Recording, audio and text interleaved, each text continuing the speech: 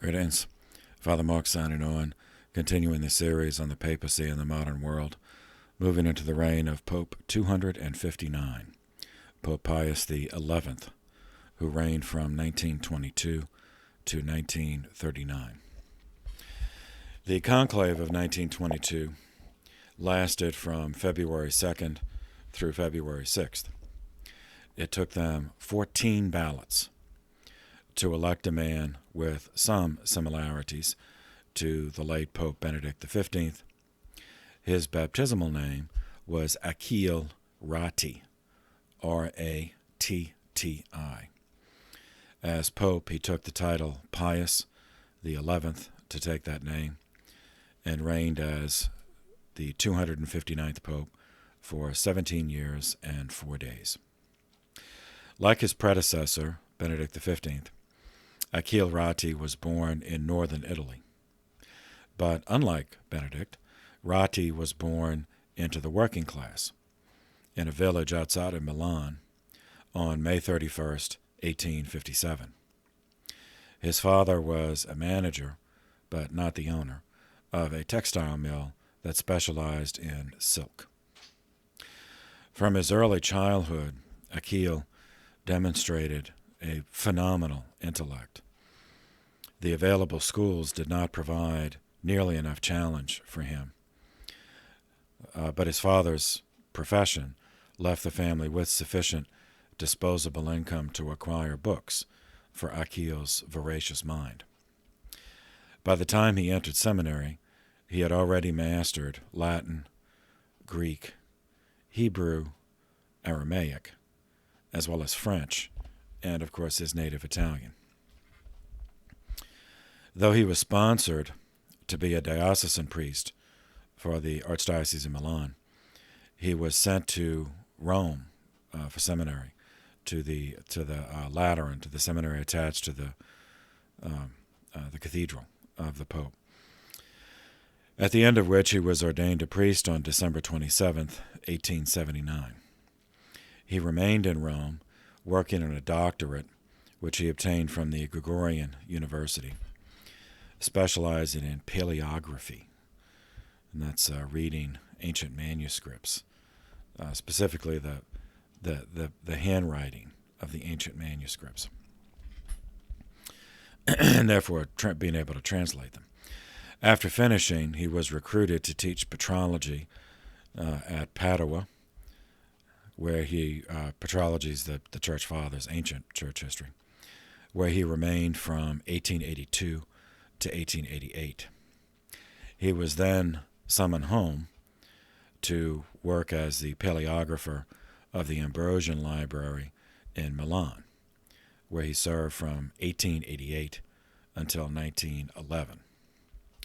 While there, he issued a collection of the papers of St. Ambrose that was the definitive work on the subject of his generation.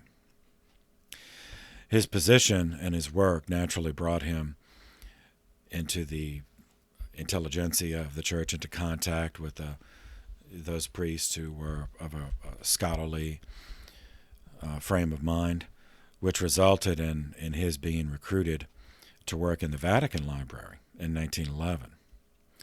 And soon after, he became curator of the Vatican Library. 7 years later, his scholarly existence was interrupted because his hobby was learning new languages. It came to the attention of Pope Benedict XV that Achille, still just a priest, Father Achille, had added to his linguistic repertoire German, Russian, English, Czech, Hungarian, and Polish. Evidently, ancient paleography did not provide sufficient intellectual challenge for him. In 1918, when the First World War ended, Pope Benedict XV needed exactly such a person. With the collapse of the German, the Austrian, and the Russian empires, resulting from the First World War, their former subject territories in Eastern and Southern Europe were left without government. It was thought, there were those. I mean, not everyone agreed on this, as will become clear. But as we covered previously, there was in the awareness of the world and in the discourse of public affairs a political ideology of national self-determination, that each ethnic group should be independent and in the sense of being self-governing, have its own, in a sense, be its own country. By the end of the Congress of Versailles, which formulated the treaty at the end of the First World War, which we summarized last time, it became obvious that principle was not ever going to be universally implemented. However, some of the territories did manage to achieve it, national self-determination, one of which was Poland. Poland was reestablished as an independent nation. This meant, and Poland was, Catholic. I mean, maybe not 100%, but certainly overwhelmingly Catholic in terms of its culture and history. This meant the Pope needed someone who could speak Polish as well as the other languages of the region in order to effectively report back to him, the Pope, on conditions during the post-war reconstruction. And so, very much against his personal preference, Father Akio submitted in obedience to be an appointed papal nuncio to the new nation of Poland.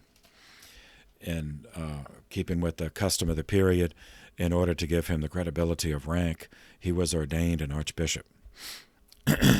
Now, this is a titular archbishop because he, did not have a diocese. So he was titular archbishop of Lepanto, ordained as such in April of 1918. From his position in Poland, the new nuncio, Archbishop Akio was able to follow events across the border in Russia, where the Bolsheviks had seized power in October of 1917 and had proceeded to plunge the nation into a multi-year bloodbath. The Romanov dynasty had been overthrown by a coup of moderate liberals, secular liberals, led by Alexander Kerensky on February 23rd, 1917. Kerensky forced the abdication of Tsar Nicholas II in the following month, March of 1917, but proclaimed that the honor of Mother Russia demanded that they continued fighting, supporting their allies, until victory was achieved. That guaranteed, that the moderate revolution would fail.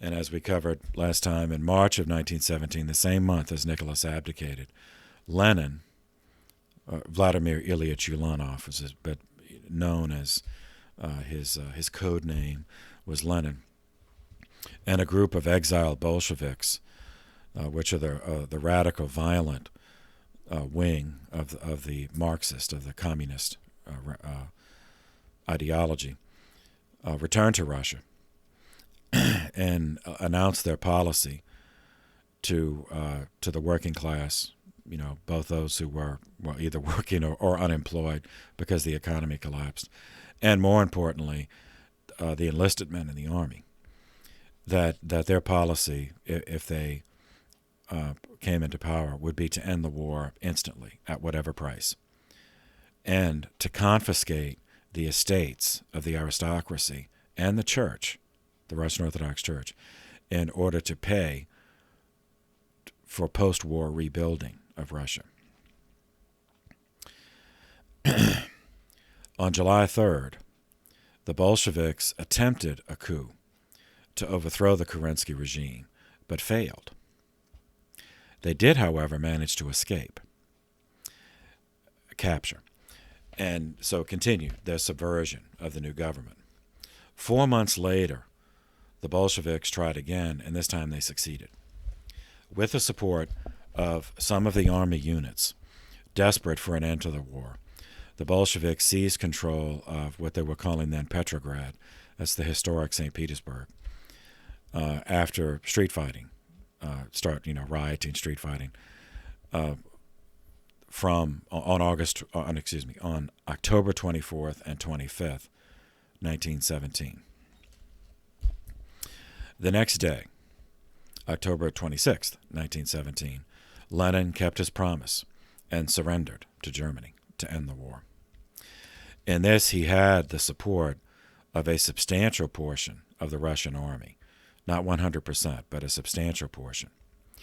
At the same time, he announced the nationalization, and those who have watched this playlist in order know nationalization just means theft. Nationalization is the term of art used when governments steal private property. In this case, to steal the landed estates of the Russian Orthodox Church and the Russian aristocracy. The following month, almost to the day, November 25th, 1917, confident that their actions had won them the loyalty of the people, the new Bolshevik government held elections to the new parliament, which they call the Constituent Assembly, instead of the older term, the Duma, which had been an experimental parliament under the Tsars, but never did have, the Tsars never granted to the Duma the kind of actual authority that, say, the English Parliament had. In the elections, Lenin was so confident, and the Bolsheviks were so confident, that ending the war and announcing the theft of the estates of the church and aristocracy would be popular, that they did not bother to rig the election. They assumed that they would, that people would genuinely support them. As a result, Lenin was genuinely shocked to learn that the Bolsheviks received only 9 million out of the 36 million votes cast. So they lost the election. And so what do you do? I mean, if you're a Bolshevik and you lose the election, well, you just ignore the election and stay in power anyway. As a result, Lenin decided that the new government did not need a constituent assembly.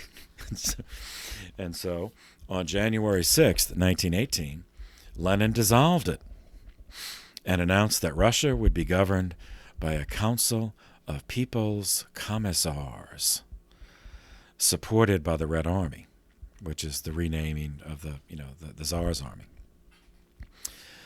These councils of people's commissars developed into regional party groups, communist party groups called Soviets, established by July of 1918. To assert their complete dominance, the Bolsheviks murdered the former Tsar, Nicholas II, his wife Alexandra, all 4 of their daughters, and their one son, along with a doctor and a nurse who were living with them to take care of the Tsarevich, the son, who had hemophilia. So the Bolsheviks murdered them the same month. This triggered a civil war in Russia. The opposition to the Bolsheviks, I should say that in the Civil War, it was the Reds against the Whites. So the Bolsheviks were the Reds because of the color of their flag, whereas the monarchists, were the Whites because white was the color of their flag. The fighting lasted for 2 grueling years, at the end of which the Bolsheviks, the communists, triumphed. Because, first, the whites, the monarchists, were internally divided as it developed between monarchists and moderate Republicans. So that there were those who had supported Kerensky and wanted a secular republic, and those who wanted a return to the monarchy. Now, the direct line of the Romanovs were dead, but they still had Romanov relatives that they could find someone. Whereas the communists, they both, the monarchists and the moderate Republicans, agreed that they opposed the Bolsheviks. Yet, because they argued, that both sides were thinking, well, should I get my guys killed if we win and overthrow the Bolsheviks, it's not going to be the kind of government I want.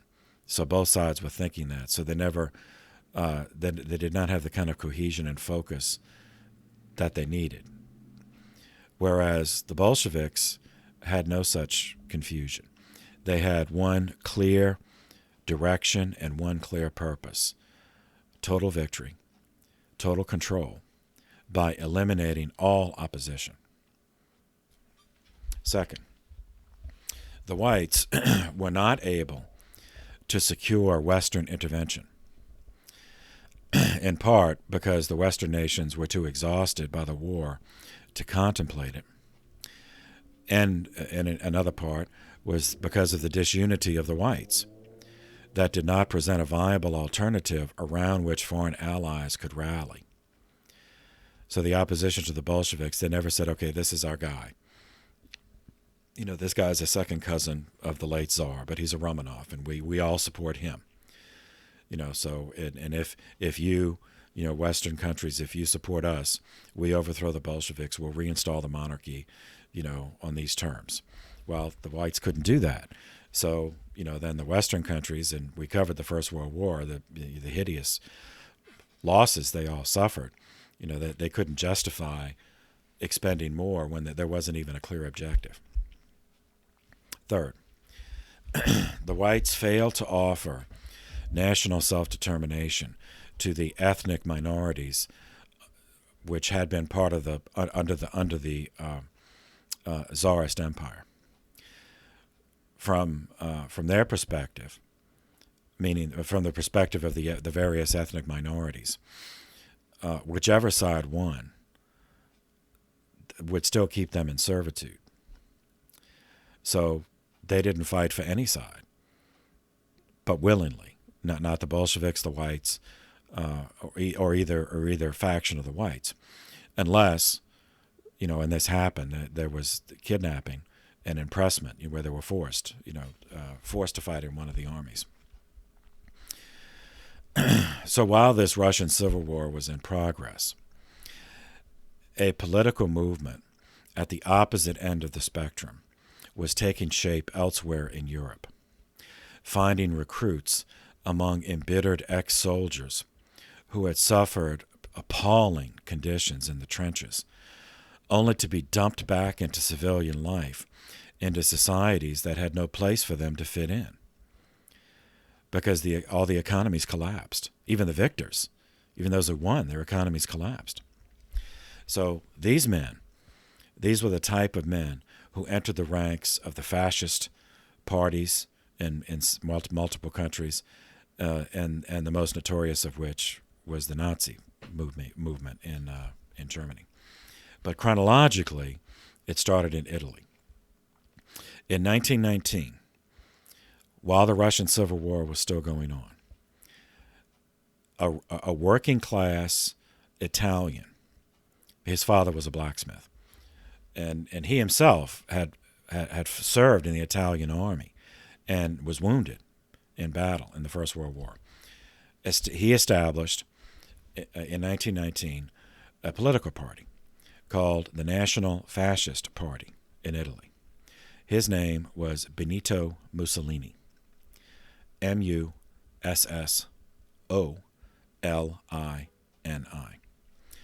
lived from 1883 to 1945. So why that name, National Fascist Party? The word fascist, and that's spelled Fascist, even though it sounds like there should be an H in there, but there's not, fascist.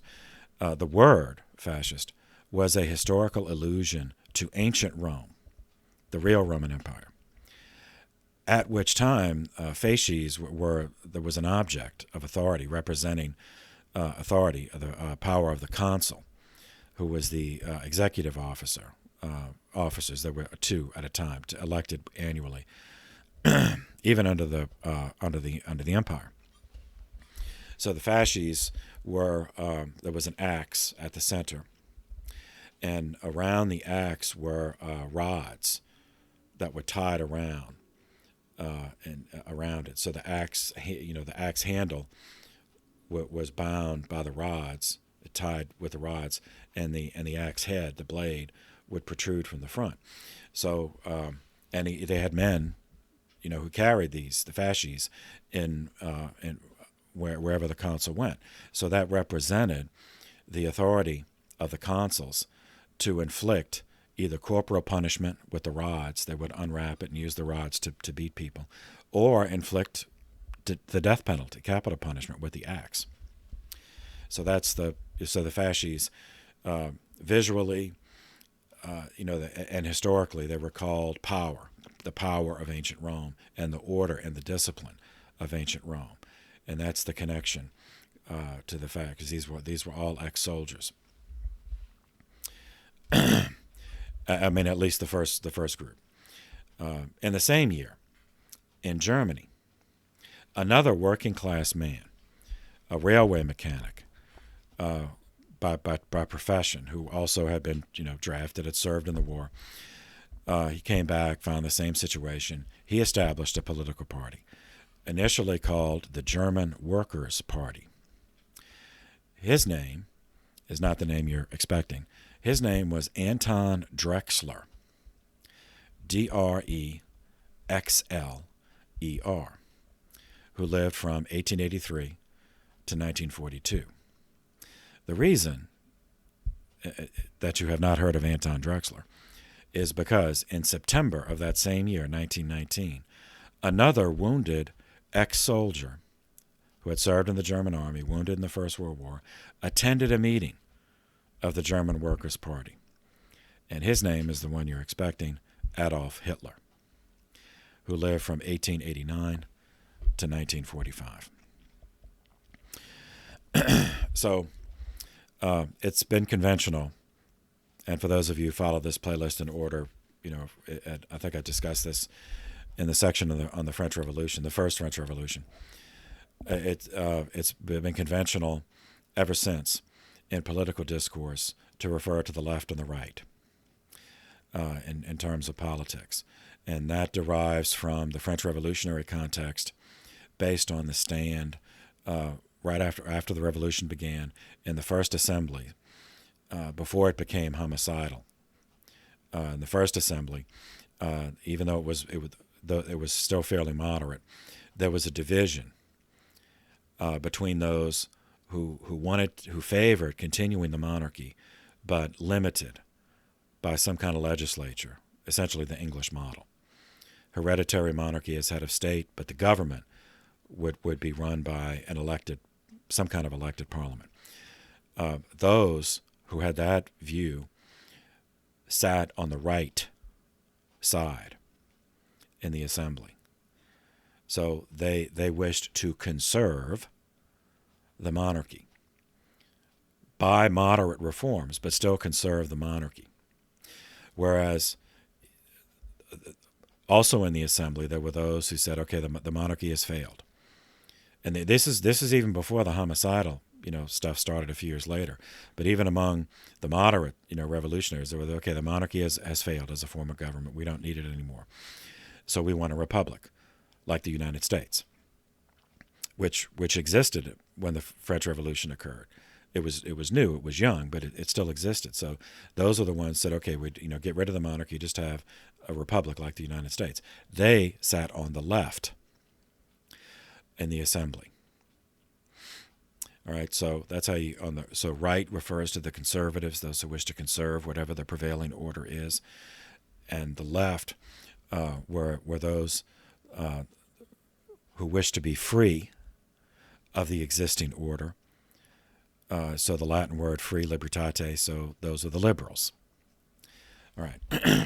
Now, fast forward. Through all the revolutions and all the other political development of political ideologies we covered in the interim, ironically, both of these right-wing movements, the fascist and the Nazis, had their roots in socialism. I say ironically because socialism, in its historical antecedents, would be associated with the left, that meaning no monarchy. So those who did not want to conserve the monarchy, who wanted another form of government that might look like the Republic of the United States, but would have very different laws in terms of property ownership and taxation, and to the extent that, so the connection between the right wing fascists and Nazis with the historic socialist is that they all believed that in the total power of government over society. And they rejected the notion of a hereditary privileged class in favor of the working classes. Now, where those right-wing movements, the fascists and Nazis, differed from their socialist antecedents was that the right-wing movements appealed to men who revered the military and who revered the idea of the nation as the source of one's identity and the focus of one's allegiance. Now that's contrary to the typical socialist ideology, which favored internationalism, globalism, as we'd say today, rather than exalting the nation state. Okay. In practice, though, the Nazis and the fascists, the extreme right, as well as the communists, the extreme left, used the same tactics because they all believed in that the government should have total control over society. Well, not everybody wants that. So they have to be forced. So that both the extreme, the Nazis and the communists, created an oppressive coercive apparatus, secret police, single party government, controlled elections, a managed economy, essentially military dictatorship. Now, needless to say, but I'm going to say it anyway, neither ideological extreme, fascist and Nazis on one side, Bolshevik communist on the other, neither extreme could tolerate any position of importance in society for the church, since the church was seen as a rival source of authority in expressing truth. Now, it is of interest to note that the two radical ideologies, communist on one side, fascist on the other, were able to seize power in their respective countries in such close chronological proximity, both to each other as well as to the ending of the war. And herein is another historic lesson.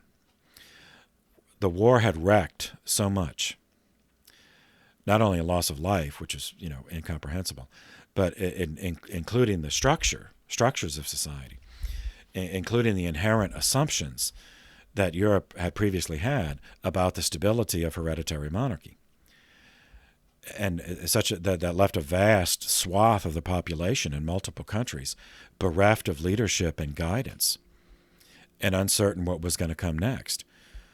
Okay, the empire, if they lived in an empire, that fell, or the monarchy fell, and then even in the winning countries, our economy collapsed. I don't have a job. My kids are still hungry. So that's that instability, multivalent instability, left that vast swath of the population vulnerable to extremist propaganda because they were desperate. Those people who normally would not have been extremist but were radicalized by desperation provided the manpower that each of the radical movements needed to succeed. Okay, back to the chronology. 1920. By 1920, the communists in Russia had destroyed the last viable military units of the whites. The party then turned to implementing its ideology of complete control over all land of the nation.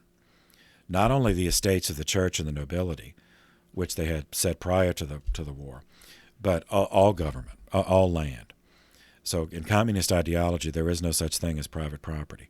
The collective owns everything, owns the land. And in order to achieve this, the party, the Communist Party, imposed centralized government management of the economy.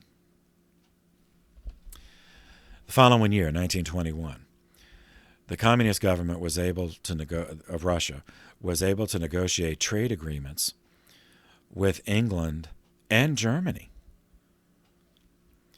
which amounted that those trade agreements essentially were a de facto recognition of the new government, that the new government of Russia was communist.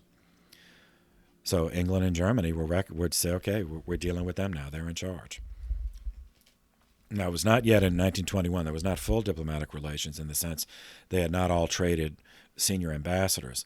But a trade agreement, that's de facto is on the way, meaning that neither the Germans nor the English nor presumably their allies, if any were still alive, were going to try to overthrow the communists. They just accepted, okay, the czars are gone, and now the communists are running Russia. Same year, 1921, in Italy, Mussolini and the National Fascist Party took control of the government of Italy. Now, they did this legally.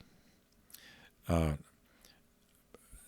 you remember, Italy, when it was united in 1860, was a monarchy. It was united under the monarchy, under the ruling family of what had been one piece of Italy, the Kingdom of Piedmont, Sardinia, Savoy. But it was a constitutional monarchy, like England, meaning it had an elected parliament. And so the National Fascists, they ran as a political party. And they achieved enough votes so that the guy from there in a parliamentary system is different from the American system. In the American system, the executive branch is a separate election, and the president, our president, cannot be a member of the legislature while he's serving he or she is serving as president. Whereas in the parliamentary system, it's the reverse. The prime minister must be a member of parliament, either the numerically the majority party, or if they can't get a majority, the plurality party, and then he'd have to form a coalition. Anyway, so that's how in Italy the National Fascists, they ran for election, and they had enough people, who were willing to listen to them, and they liked what Mussolini was saying and what he was promising. So he was prime minister of Italy. But in his speeches, he had developed a cult of personality around himself, recalling the glory of ancient Rome, and he's going to restore that, And so in the party, in the cult of personality, they referred to him as Il Duce, which just means duke. But it recalled the Renaissance dukes, another period in which Italy, shaped history, like the Renaissance prince of Machiavelli, In the same year, in Germany, 1921, Adolf Hitler became chairman of the German Workers' Party. And first thing he did was rename it the National Socialist German Workers' Party, abbreviated Nazi. Same year, 1921, the communist, but in a different country now, we connect back to something we covered a couple of reigns ago, China. In 1921, a communist party, meaning a Marxist, a party shaped by Marxist ideology, communist ideology, was established in China. An early member who would later take over the movement was Mao Zedong, who lived from 1893 to 1976.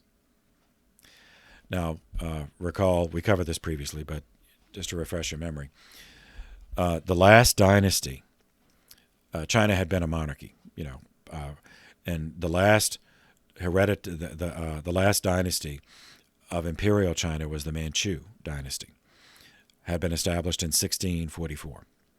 It was overthrown in 1912 by Chinese, by an internal revolution of militarists, right-wing, nationalist militarists. Nationalists because the Manchu, that dynasty, they were not ethnically Chinese. The Manchu were from Manchuria, completely different. It's to the north of China, but so on the map it looks like, but it's a completely different culture, history, civilization, etc. So the foreigners, from that, even though they had been running China since 1644, they were still considered foreigners because they were not Han Chinese. So the Manchu were overthrown by a nationalist movement within the army that received supplies, weapons, and training from Western nations that wished a friendly government in China, a pro-Western government in China. So initially, these nationalists established a government that in structure was a Western-style republic. But that was a that was a charade. That was a costume. Real power was wielded by the National Military Council. And the leader of that council and the de facto leader of the Chinese Nationalist Party, and therefore the de facto leader of the Chinese Republic, was a general, Western trained, ethnically Chinese, but Western trained, named Chiang Kai-shek. Lived from 1887 to 1975. And he would be the right wing in subsequent Chinese history for the next generation, 2 generations, opposed to the communist led by Mao Zedong. In the same year, on June 13th, 1921, Pope Benedict XV rewarded Akio Ratti by appointing him Cardinal Archbishop of Milan, which put him in a position to attend the conclave the following year. In 1922, in Russia, the first communist nation in the world changed its name officially to the Union of Soviet Socialist Republics. In the same year, 1922, a thug in the party, a party thug, was rewarded for all of his work before and during the revolution with the appointment of Secretary General of the Communist Party. Now, we've met him earlier as a young man. His birth name was Joseph Vissarionovich Zhugashvili. His party code name was Steel, or Stalin. Lived from 1879 to 1953. He set about, in this new position, Secretary General of the party, purging any members of the party who were not his type of communist. This began the era of the infamous show trials, and the victims were fed by the secret police, which initially was called the Cheka, later became, more notoriously the KGB. Following year, 1923, a new political entity came into being, which I alluded to in the summary of the Treaty of Versailles, the Turkish Republic. In reality, so in structure it was a Western-style republic, but in reality it's another. It was a militaristic, secularizing, militantly racist enterprise of nationalism, led by another career soldier who had served in the army of the former Ottoman Empire, named Mustafa Kemal, who lived from 1881 to 1938. And when he took over, he was better known by his nickname Ataturk, meaning the mature one in the sense of the wise one. We saw that he achieved some military notoriety for his successful defense of the Gallipoli Peninsula against the Allies, the Anzac troops, the Australian and New Zealand troops during the First World War. After the First World War, there was the West intended that the Sultanate as a hereditary monarchy continue, but stripped of the empire, so continued to govern only Turkey, what we think of as Turkey. Now, when Ataturk, when the militarists, the nationalists took over, there was sort of a limited, I mean, in retrospect, probably not. But from those who were living at the time, they were, okay, maybe the Sultanate, the hereditary monarchy, would continue to preside over the reduced Turkish state in the form of a titular constitutional monarchy, but really controlled by the military. Now, Mustafa Kemal Ataturk, as we said, distinguished himself during the war. As a result, he had the loyalty of a sufficient number, again, embittered former soldiers. That's where the fascists in Italy, the Nazis in Germany, that's where they drew their support. A sufficient number for him to just take power for himself and to just eliminate the monarchy. And he engaged, he kept power because he engaged and successfully drove out the Allied troops who had occupied Turkey after the fall of the Ottomans, after the defeat of the Ottomans in the First World War. And then he engaged and crushed the Greeks, who had occupied Smyrna on the western side of, not on the coast, but on the western region of Turkey. He decided that the only future Turkey could have was to consolidate itself around its historic and ethnic core, forsaking any plan to reconquer the old Ottoman Empire. And that decision was the key to his success. If he had tried to invade, and reconquer everything else, he would have dissipated his strength and failed. But he didn't. And so the current nation of Turkey is in institutional continuity with what Ataturk established. In the same year, 1923, back to Germany, Hitler and the new Nazi Party attempted to seize control of the government of Bavaria in southern Germany. This was the putsch, the march. They failed. Now, if that attempt had taken place under the Kaiser, they would have all been executed for treason. However, after the German monarchy was overthrown, as a result of the war, it was replaced by a republic called the Weimar Republic, because that's the city. It's just a city, Weimar, which is where the Constitution was written. And so it had more, was more humane. For that reason, Hitler was sentenced to prison, Landsberg prison, but served only 8 months.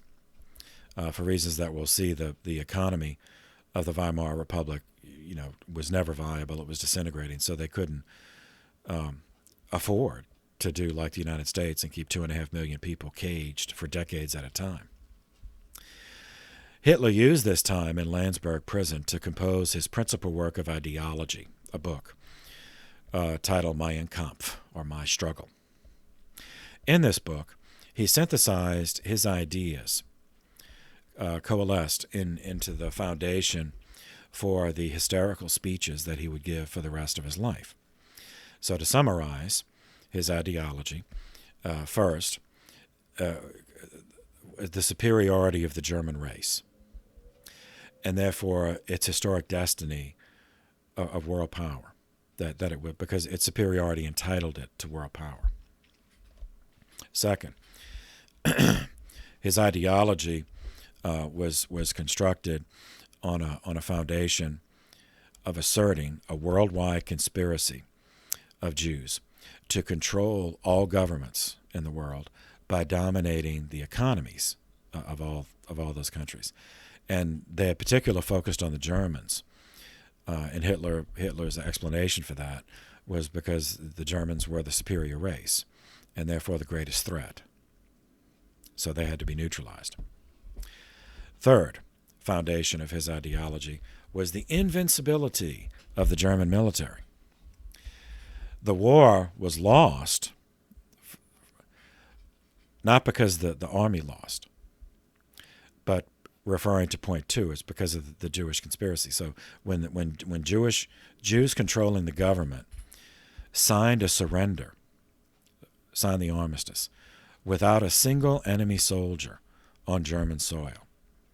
And we covered that when we did the tactical summary in the previous reign.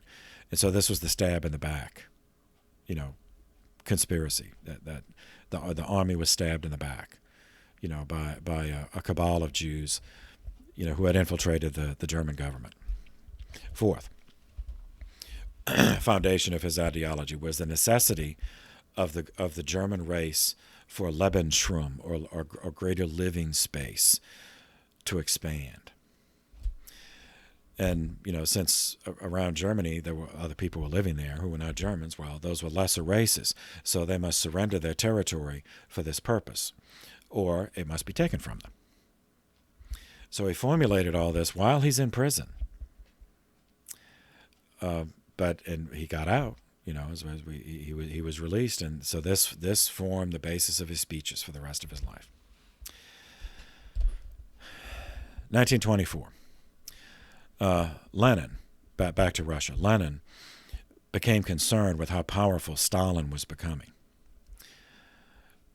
So Lenin died on January 21st, 1924, officially of a stroke.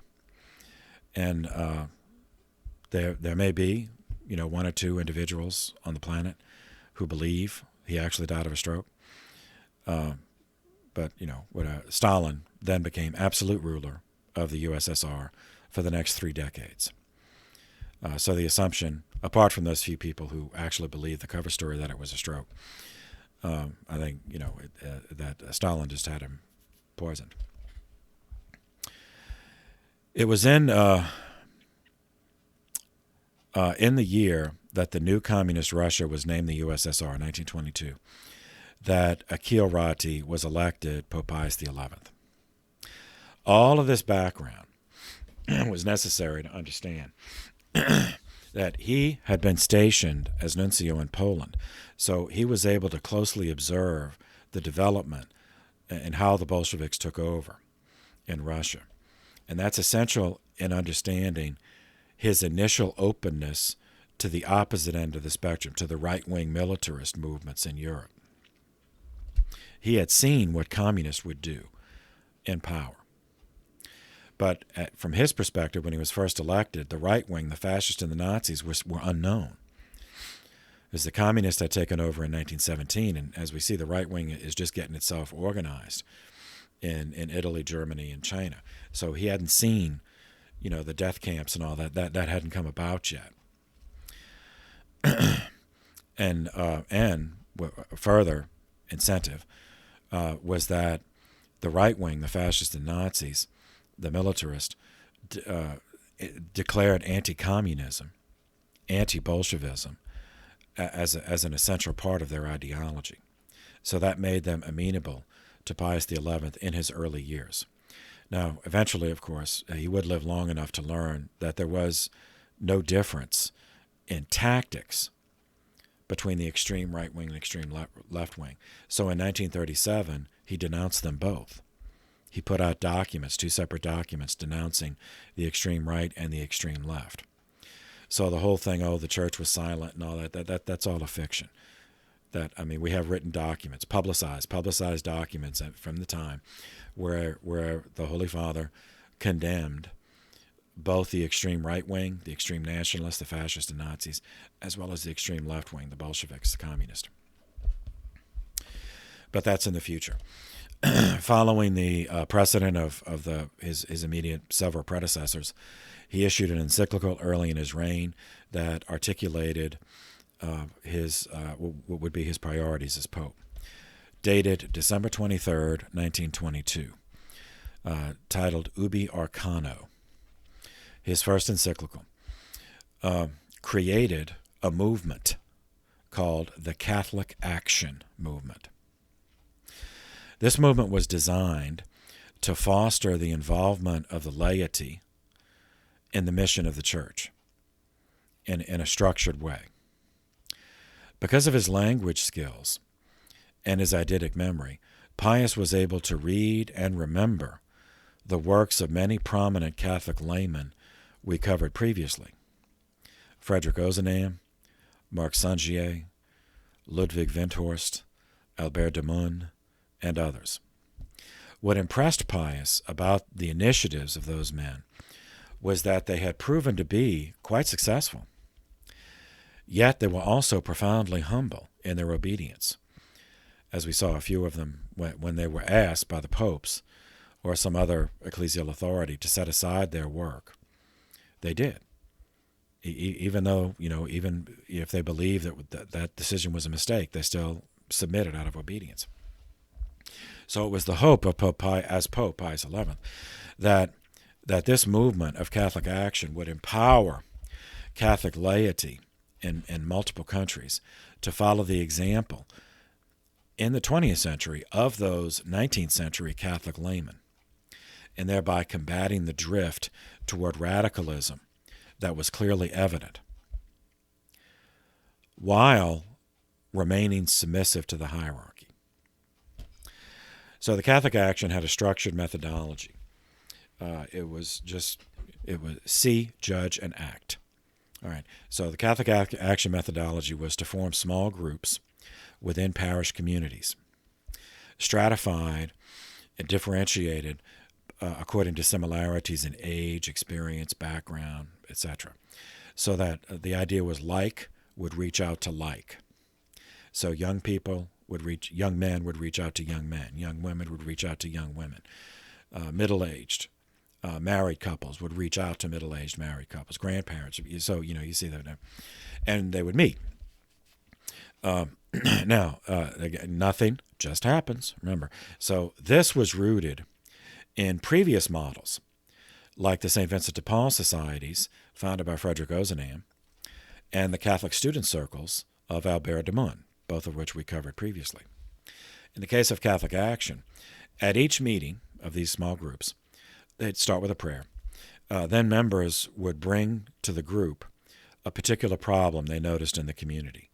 Right, so it's see, judge, and act. So this is the see part, what he saw. He or she, there's some problem. Okay, I saw this problem. Then the group would discuss the problem and how it could be resolved in accord with the ideal of Pius X of restoring all things in Christ. So that's the judging part. I mean, now we use the term judge. It's a bad word, but initially, this is judge in just sense, okay, judging in the sense of evaluating various courses of action and how we can fix whatever the problem is. Then what would emerge from the discussion would be a realistic course of action, a realistic course of Catholic action, hence the name of the movement, the Catholic Action Movement, that the small group could undertake and follow through to completion. So that's the act, see, judge, and act. So say, somebody in the community said, well, there was a fire and this family lost their house. Okay, that's a problem. So then the judging part would be, okay, what do we do about it? We have a fundraiser. We organize meals, organize a place for them to live, collect, clothes, that kind of stuff. And once they decide, okay, these are the 5 things we're going to do, then they would do it. And that's the act part. So this Catholic action movement laid the foundation for the teaching of the later Vatican II on the role of the laity and the church. Remember, nothing just happens. Now, sadly, the humble obedience demonstrated by the 19th century lay leaders we covered as it developed was seldom, almost never, manifested in 20th century successors.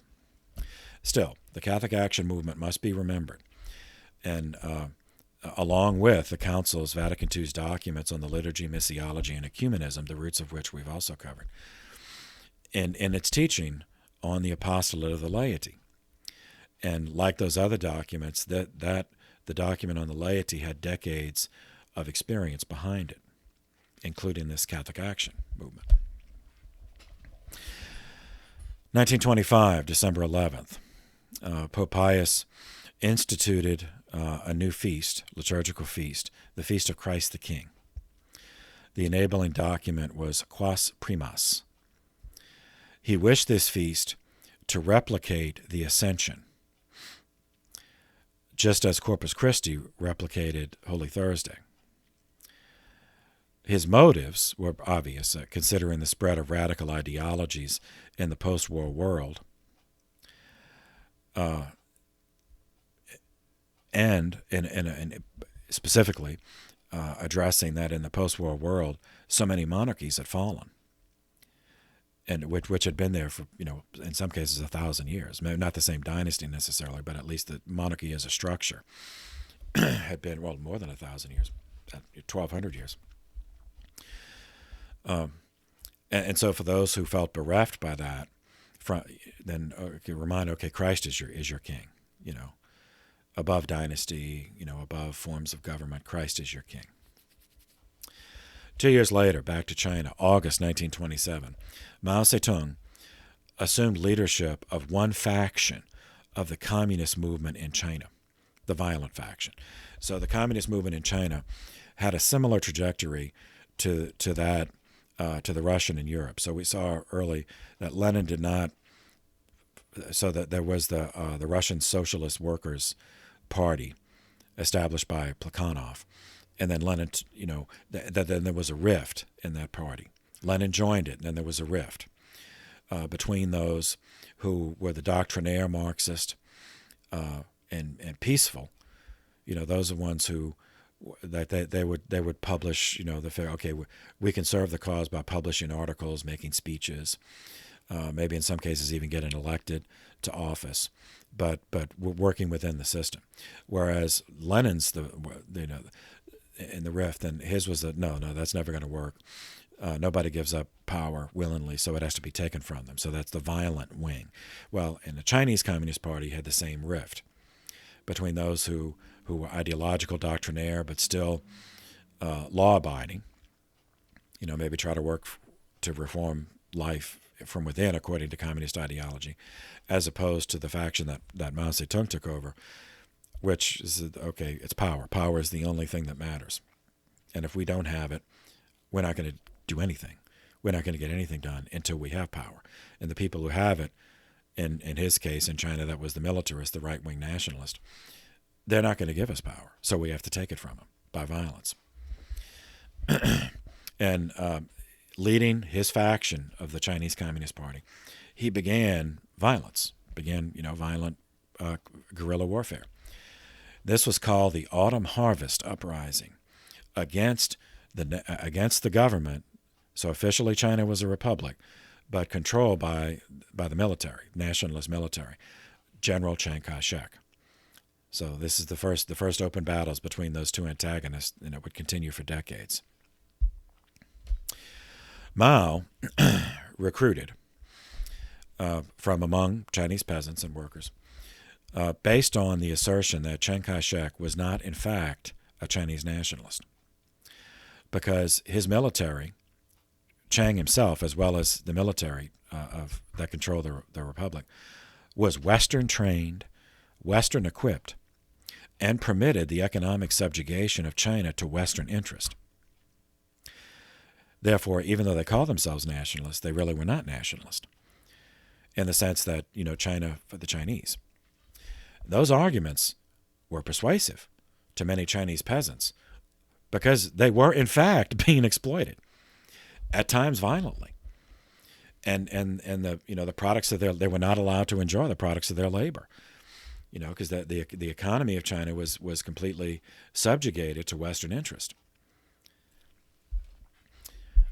So the Autumn Harvest Uprising began a decade-long civil war in China from 1927 to 1937, waged between the nationalists, often characterized as fascist, but it's really different. It's not entirely false, but the Chinese nationalists do not have any causal connection to the fascism in China or Germany or Turkey.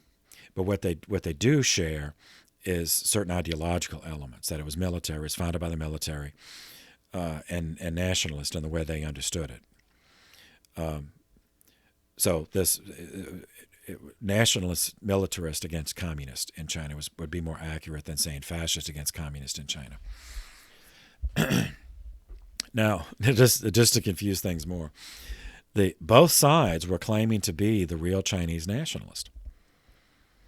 So the military said, okay, we're the real nationalists because we overthrew the monarchy. And, the Manchu, the foreigners, the foreign Manchu. Whereas Mao, initially, and his communists are saying, well, we're the real Chinese nationalists because the military is completely controlled by Western interests, whereas we want China controlled by Chinese. So even though nationalism is completely contrary to Marxist ideology, communist ideology, which is internationalist, yet, as the history of the communists proves, that they'll say anything, do anything, because all that matters is power. So we're the real Chinese nationalists, and we want China to be controlled by the Chinese. Now, Mao proved to be a brilliant tactician in conducting guerrilla warfare, such that Chiang Kai-shek and the military could never dislodge the communist from the mountains in Jiangxi province. Yet, because Mao was conducting guerrilla war, he was never able to take any of the big cities of China from the nationalists because they had Western artillery. So it went on for 10 years, And the only reason it stopped is because the Second World War. Anyway, we'll get to that. So it started in 1927. 2 years later, back to Europe. February 11th, 1927.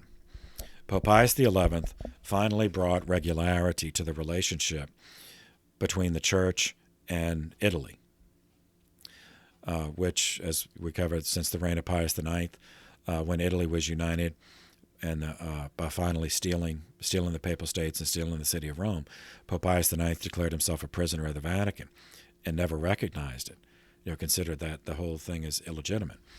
So Pius XI, with his history as a diplomat, decided, he was, and a realist, realized, okay, we're never going to get the Papal State back. So, that there's no point in continuing this. We negotiate some kind of modus vivendi, some kind of, coexistence. So the Lateran Pacts, there were 3 of them, were negotiated with Mussolini. Now, that's not because the Church is pro-fascist, but it's because Mussolini was the head of the government. So negotiating with Italy meant negotiating with the head of the government. So there were three pacts. First was what we would normally think of as a treaty. It was a treaty of conciliation between the Italian state, the government, the monarchy, and the Church, as a result of which the Italian government agreed to recognize, and the Vatican, the Holy See, agreed to accept, that the Vatican city-state would consist of 44 hectares. So that's European, so they use metrics, but that translates into between 108 and 109 acres. And it would be recognized as a sovereign nation under international law. Second of the pacts was a financial convention, which arranged for compensation of the Holy See for the lost territory, essentially buying it. Essentially the government post facto, even though they stole it initially with the military, they're post factum, they're just going to, buy it, compensate the Church. So in the money of the day, it was a direct payment up front of 750 million lira, plus 1 million lira in government bonds on which the Church would collect 5% interest forever, into perpetuity. Third was a concordat consisting of 45 articles regularizing the way that the Church could operate in Italy. So it made instruction in Catholicism compulsory, even in state schools, in public schools. These pacts represented the legal recognition of the theft of the Papal State by Italy and the agreement of the Holy See to cease claiming it any longer, cease referring to it as stolen property. These pacts are also one of the contributing factors of the contemporary critique of Pius XI and of his Secretary of State, Eugenio Pacelli, who would follow him as Pope Pius XII, considering them as right-wing sympathizers. Now, that is an anachronistic assessment. At the time the Lateran Pacts were negotiated, Mussolini had been in power for 7 years. And he appeared to be making every effort, to restore Italy to prosperity. As I said, he made the trains run on time, and to cooperate with the church and grant the church a role in Italy. So he didn't seem to be.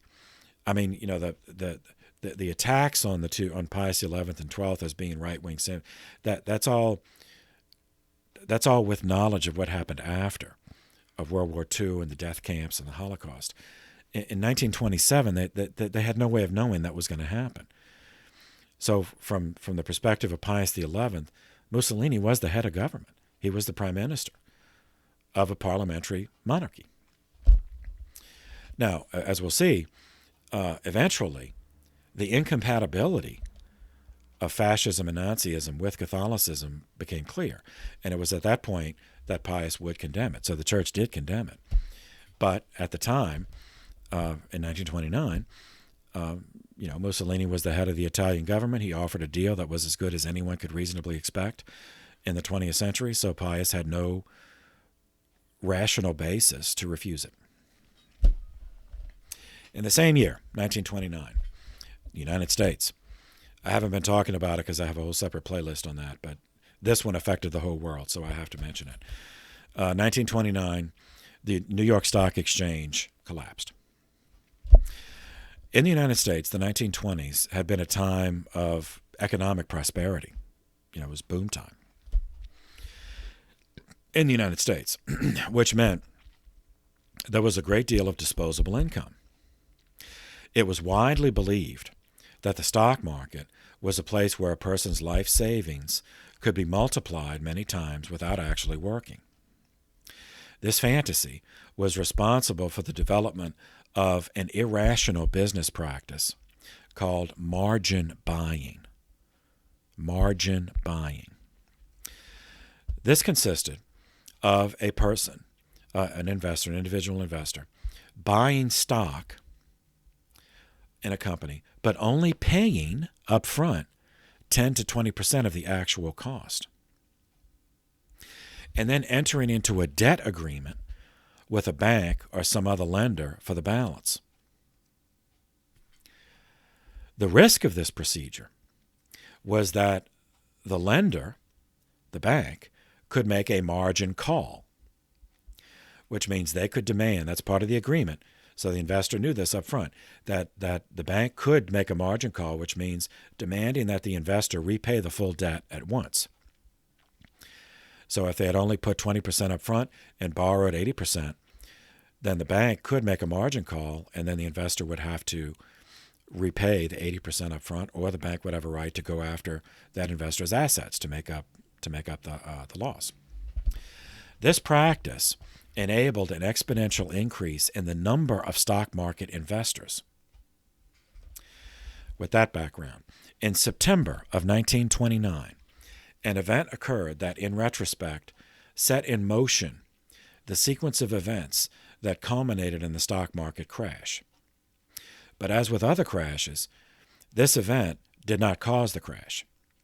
The crash was possible because of this malfunction, this margin buying, this problem, and the artificial expansion of the number of investors in the stock market, which overvalued the market, but the market did not have that much money because so many of these investors had bought on margin.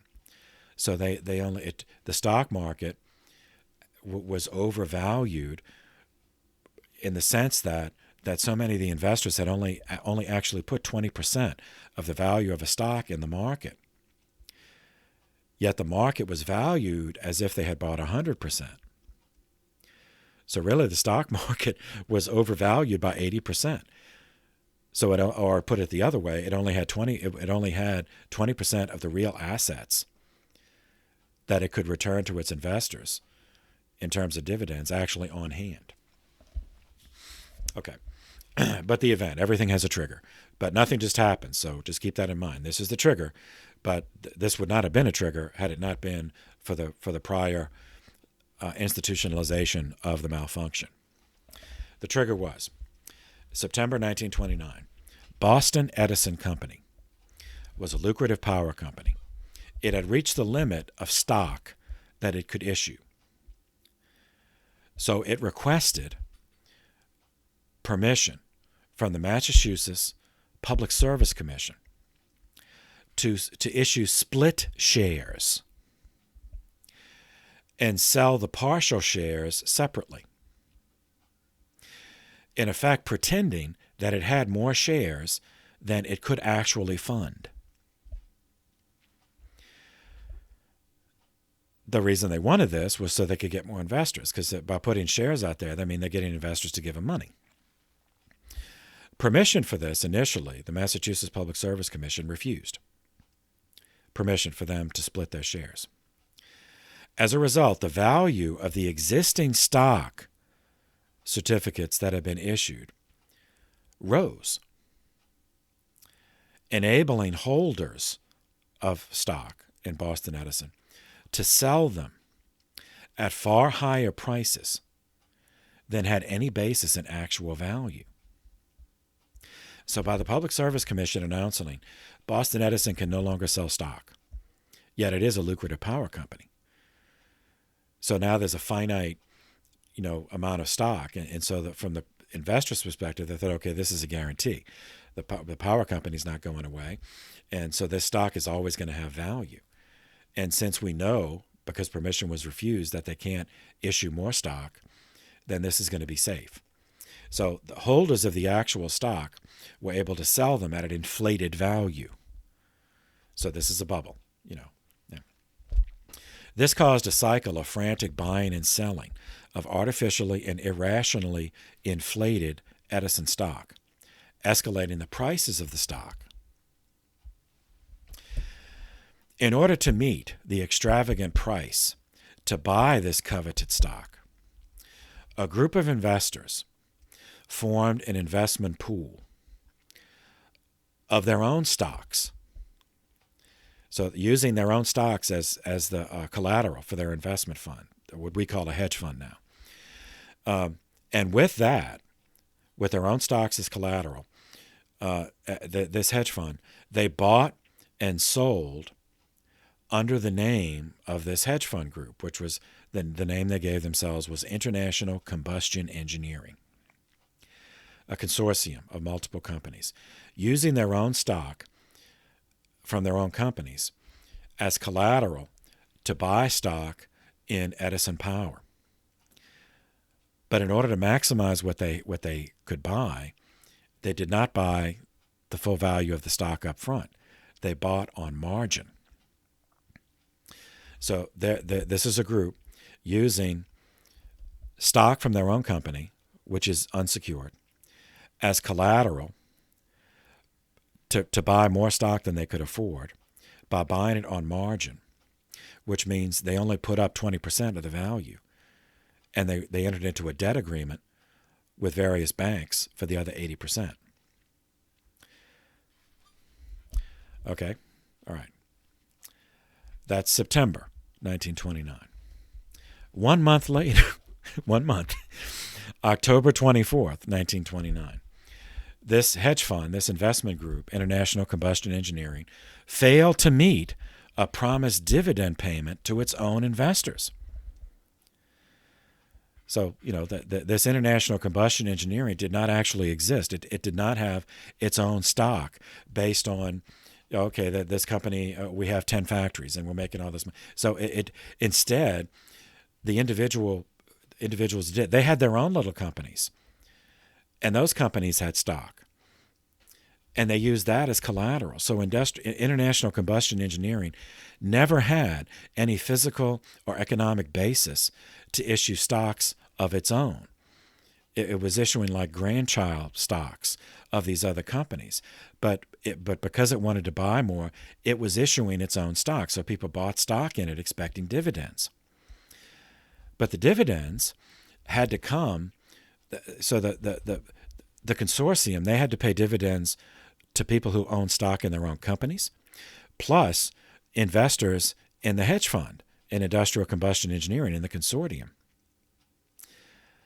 And that only came from dividends that they were getting from Boston Edison.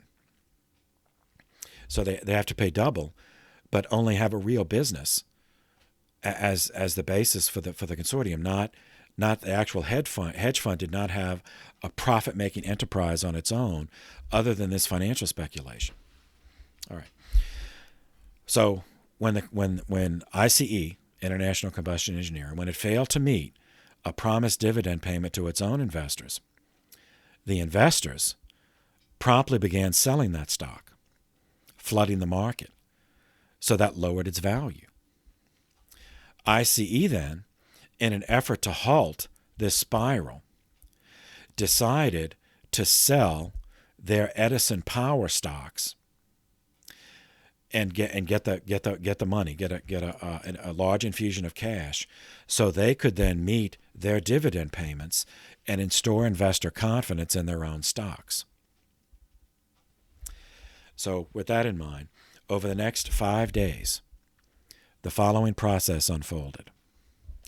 ICE, suddenly placing a large amount of Boston Power stock on the market, meant that its selling price went down. More supply means investors would not pay scarcity prices. Boston Power did not want the value of their stock to fall. So Boston Power started buying up their own stock that ICE put on the market. So Boston Power was buying up the stock, to restrict what's on, in order to keep the price high. The plan was Boston Power would hoard their own stock until the prices went up again. Then they would reissue some of those stock certificates to replenish, to get more money from investors. But the bankers on all sides, because everyone had done all this on margin. And so all of them had bankers that they were beholden to. Now the bankers became nervous at this process, afraid that they would not get back the money they had loaned for the margin stock purchases in the first place. And that's a lot of money. Remember, it's 80% of the stock. So the banks panicked and issued a margin call, demanding that both Boston Power and ICE repay the money they borrowed to buy the stocks on margin. Now, needless to say, but I'm going to say it anyway, neither side of the equation had that much cash on hand, so they could not meet the margin call. When word leaked that these two giants, ICE and Boston Power, could not meet their financial obligation, panic selling of both stocks took place. As a result, the same process was replicated in other sectors of the market. Stock dumping meant loss of value. Loss of value meant possible default on margin calls, on margin loans. To get their money back, banks issued margin calls, which the investors were not able to pay, meaning that investors lost the value of their stock. The company issuing the stocks lost perceived value. The banks lost the imaginary wealth that they had been carrying on their books as money owed to them in margin loans. But the way it spread to other industries is that investors, in Boston Power and ICE, they also had investments in other companies. So initially they were going to try to meet the margin call because it didn't do them any good to get a reputation for defaulting. But so that's how it spread to other industries, which initially were not connected either to the hedge fund or to Boston Power. But the connection is from the investors who invested in multiple kinds of industry. So this is what, remember, nothing just happens. So all of this background is what culminated in October 29th, 1929. The stock market crashed. All right, next, the link between the stock market crash and the Great Depression, which started in the United States but spread across at least the industrialized world. The link was the banks. The involvement of banks in unsecured stock speculation and unsecured margin loans meant that the banks were not able to meet their obligations to their depositors. And their depositors may have had nothing at all to do with the stock market. These are people just using a retail bank, who had checking accounts and saving accounts. They might not have invested anything in the stock market. But when news leaked, it was not the entire complicated story. All that the average person heard was that the banks were losing money. Naturally, the depositors wanted to get their money before the bank ran out. So this started the run on the banks. So depositors, even those who had nothing to do with the stock market, never invested a thing in the stock market, they went to the banks to get their money. But the banks did not have in their vaults cash to cover all those deposits. So they were not able to give all the depositors all the money that they had originally deposited when it was demanded. As a result of this, the next step was that 9,000 banks in the United States alone failed. And that's how the collapse of the fantasy economy of the stock market wrecked the actual economy of production and sale. Because businesses that routinely borrowed money from banks, not for stocks, but to buy supplies and goods for their monthly operation and to buy product to sell, now all of a sudden they could not because their bank had collapsed. Those businesses then closed because they could not buy things to sell. Their employees were then rendered unemployed. The savings of those employees, which they would have relied on as a cushion, was lost because the banks they deposited in had also collapsed. Money was disappearing from the economy. So this was a deflationary. Initially, the trigger was a deflationary event. Money scarcity. 25% of workers became unemployed. I mean, it seemed to be overnight. I mean, it was actually over a period of a couple of weeks, but it appeared overnight. And if one removed the agricultural workers from the equation, which typically is done because it's seasonal work and they get, like agricultural workers, they can make all their money, in 3 months of the year, or if they work 2 seasons, 6 months of the year. So they normally, but then they might not work the rest of the year. And so they, and day laborers are usually kept out of the employment. But so 25% of ordinary workers were unemployed. But if you add those other workers in, then it was 37% unemployment just in the United States. Even worse was the psychological impact. No one really understood why this had happened. And no one knew how to fix it because the 20s were a boom time. Everything's wonderful. Everybody had jobs. Everybody was making money. They had disposable income. The roaring 20s. So that, they could buy nice clothes. They could buy new cars. They could build nice houses. And then all of a sudden, well, where did everything go? Where did all the money go? Where did the businesses go? Where did my bank go? And no one knew how to fix it. The result was that and this spread across the world, because other foreign, governments had invested in the stock market and issued bonds to their own people based on this. So all of it collapsed. It's a cascade effect. The result was that the populations of at least the Western industrialized world became increasingly dependent on their governments for survival. In the United States, this meant accepting the New Deal. In terms of world production, between 1929 and 1932, only 3 years, copper, which was an essential, we often take it for granted, but that is a foundational material for the Industrial Revolution, for the industrial economy. Copper fell from 1.9 million tons to 900,000 tons, so almost in half. Iron production fell from 98.5 million tons to 39.7 million tons. Steel production fell from 120 million tons down to 50 million tons. And coal production from 1.3 billion tons down to 948 million tons. So it was a disaster. And this brings us to Germany. How was Hitler able to take power? So we saw when the monarchy in Germany fell after the First World War, it was replaced by a republic called the Weimar Republic.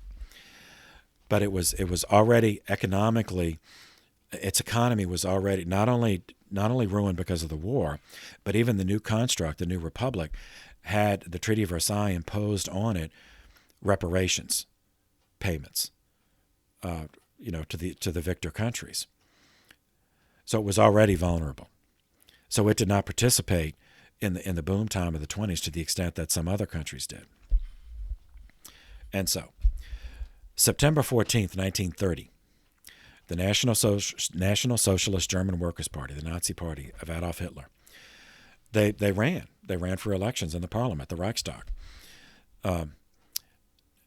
And another difference between parliamentary systems and ours is they have multiple parties, and they have proportional representation.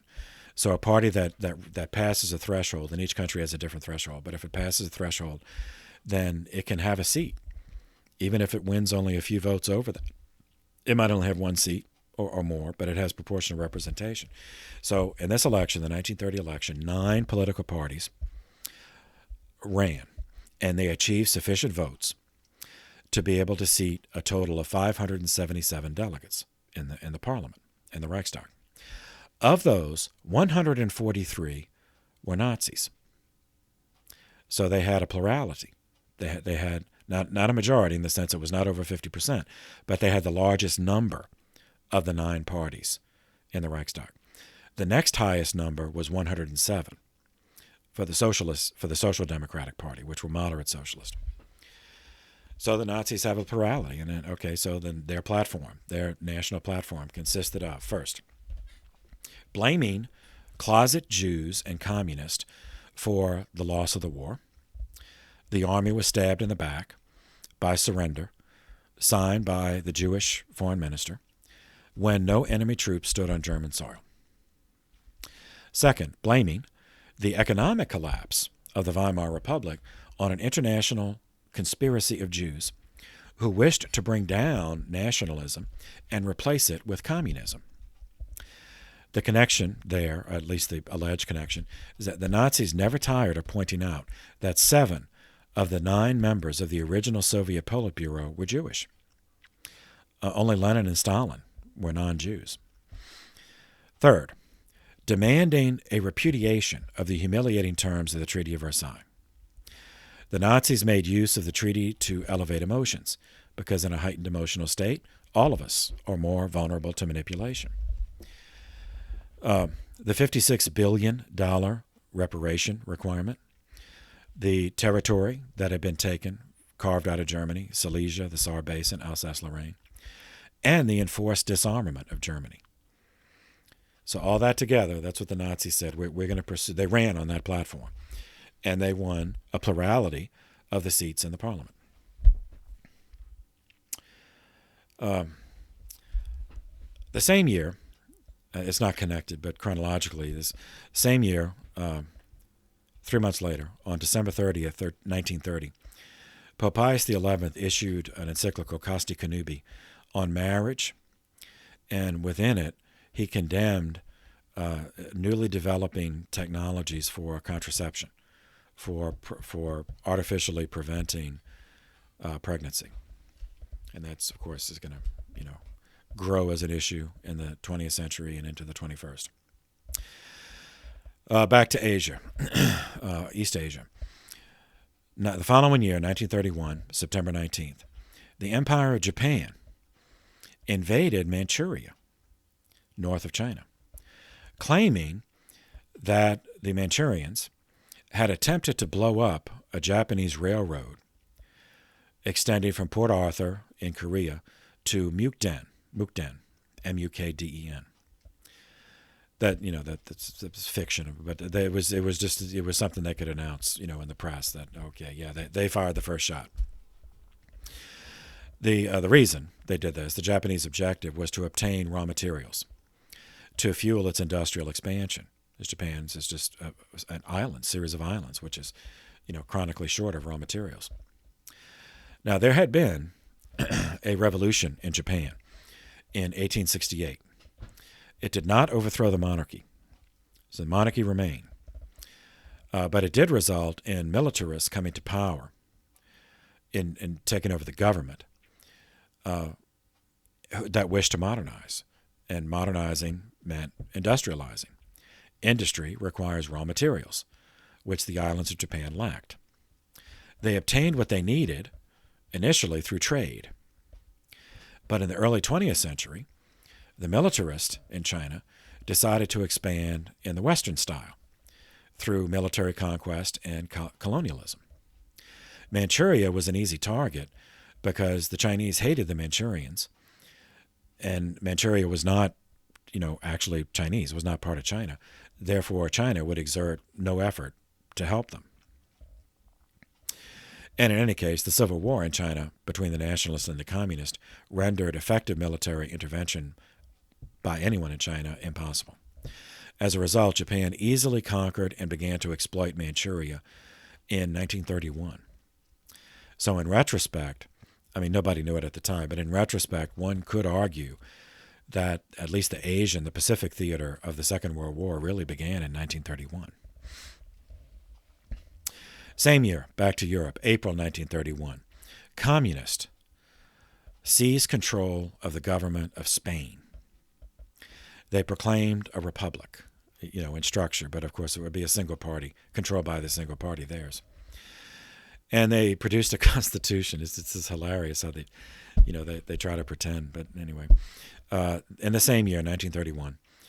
And in the Constitution, they wrote anti-clericalism into the organic law of the new nation.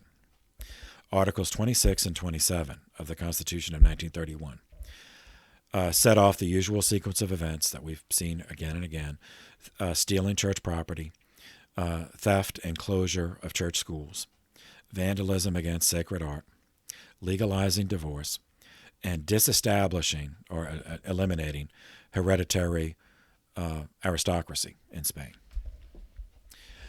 Conservative elements in Spain refused to accept this, so the nation was plunged into a civil war, which ended up being horrific. The church and the nobility sided with the leader of the conservative reaction because it was clear that the new republic, was not the communist, new government, was their enemy. It had actually written it into the Constitution, so there was no doubt about that. And that leader was yet another career soldier named Francisco Franco, lived from 1892 to 1975. He was from a military family. No doubt he would have been content to spend the rest of his life as a career soldier. Yet he, along with many others in Spain, particularly the military, were radicalized to the extreme right of the spectrum by attacks against the church and the nobility and Spanish culture by the extreme left, the communist. So extremes produce each other and they feed off of each other. So when they went into opposition, the conservative, reaction became fascist, militarist. The Civil War lasted until 1939.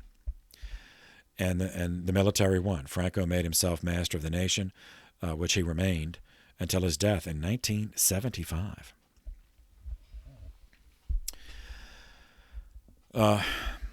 Same year that it began, May 15th, 1931. Pope Pius XI issued another encyclical, Quadragesimo Anno, which just means 40 years, because it was on the 40th anniversary of Rerum Novarum, which we covered previously, was issued by Pope Leo XIII on the economy. And so Quadragesimo Anno was also on economic issues. Pius XI gave a deeper articulation to social thought with the proposed. So Leo in Rerum Novarum had said, workers do have a right to organize. But Catholic workers do not have a right to join atheist, communist organizations. But apart from that, they do have a right to organize.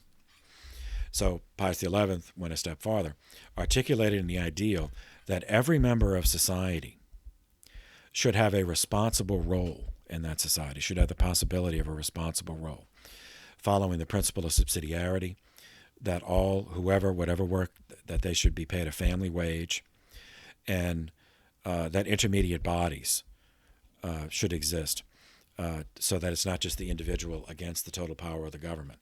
And this would include guilds or labor unions. And subsidiarity, the principle of subsidiarity, means that problems should be resolved at the lowest possible level, rather than the totalitarian idea, of the extreme communist and the fascist, that the government, the central government controls everything. Every problem should be handled by the central government. 2 years later, January 30th, 1933, the president of the Weimar Republic retired. This was General Paul von Hindenburg.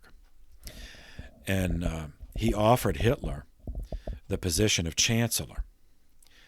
Now, that's analogous in the way the Weimar Republic was set up. That is analogous to the British Prime Minister. So the way the Republic was set up, instead of a monarchy, they had a president, elected president, who was head of state. And then the head of government was a member of parliament, who was the chancellor, like the British Prime Minister. All right, so why would Hindenburg do this?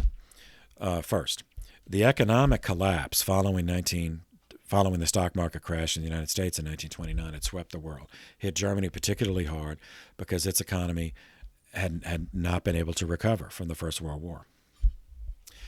This made people desperate. Second, desperation made urban violence increasingly common, overwhelming municipal police forces.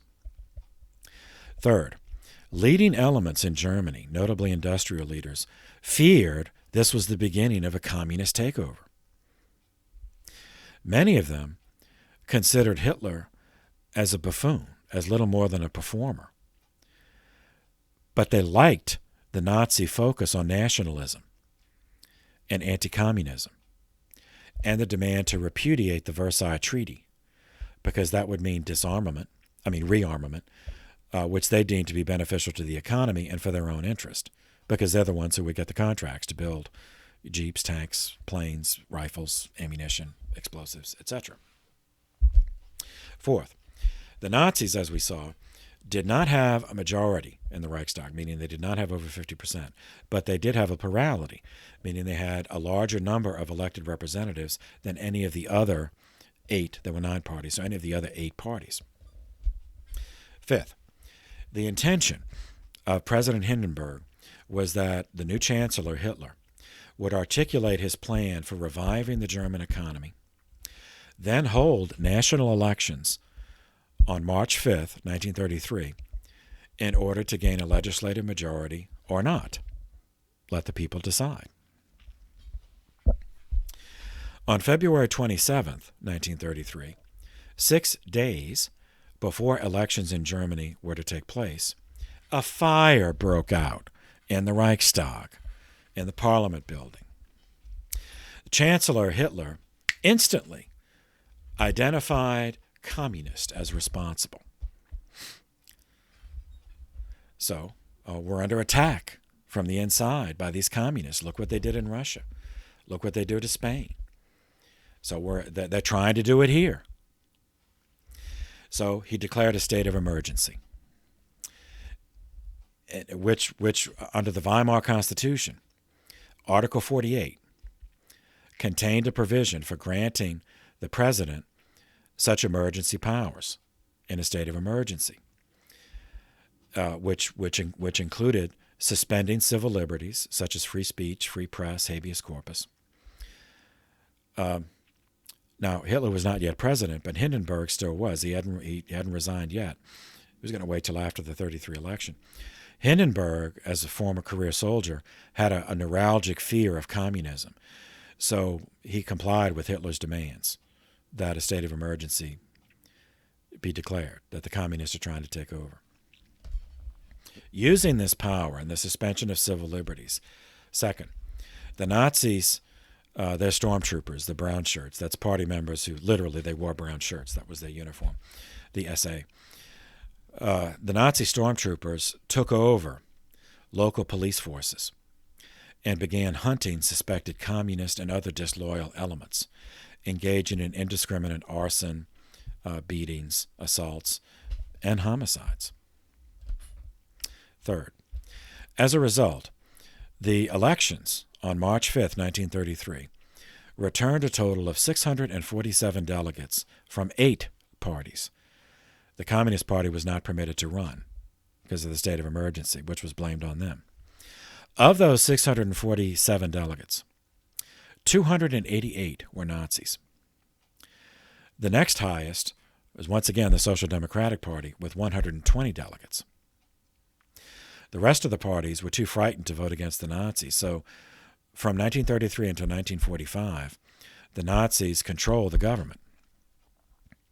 So even though they had other parties in Parliament, when things came up for vote, once they saw what the Nazi delegates were going to do, they just voted along with them because they were afraid that what happened to the communists would happen to them. Fourth, the first Nazi concentration camps were created in this context, originally for communists and other undesirables. Later, of course, they were expanded and multiplied, and they were used to implement genocide against the Jews. Fifth, it is now widely believed, and even then, not long out, it was widely believed that the Nazis set the fire themselves in order to create the atmosphere of fear necessary to liquidate opposition and consolidate power. The first really famous history of this was the rise and fall of the Third Reich. The writer was a guy named William Shirer. He was German. He was a journalist by profession. He was there. He witnessed all of this, and so he's the first one. Well, maybe not the first, but the first complete history in which he identifies that the Reichstag fire as a setup, enabling them to take over, and that led to because he was German, he loved Germany, but he hated the Nazis. So in his kind of apologetics on behalf of Germany, he said, remember, first the Nazis invaded Germany. Then they invaded the rest of Europe in the Second World War. March 23rd, 1933, the pliant, or at least cowed, Reichstag voted itself into irrelevance with a law, this is the official title, the Law for Removing Distress of People and the Reich. It's also called the Enabling Act. Using the crisis caused by the Great Depression as an excuse, this law transferred legislative authority to the executive, meaning Hitler, in order to to facilitate the recovery. So this is what later, and infamously was referred to as the Führer principle. Führer is just the word meaning leader. So this is the leader principle. In a crisis, we need someone with absolute power to act quickly, to save us. 5 days later, May 27th, March, 2 months later, May 27th, 1933, Hitler made the first exercise of this new enabling power by initiating the construction of a national highway system, infrastructure, to eliminate unemployment. So this is the famous Autobahnen in plural, the highway system, the interstate system in Germany.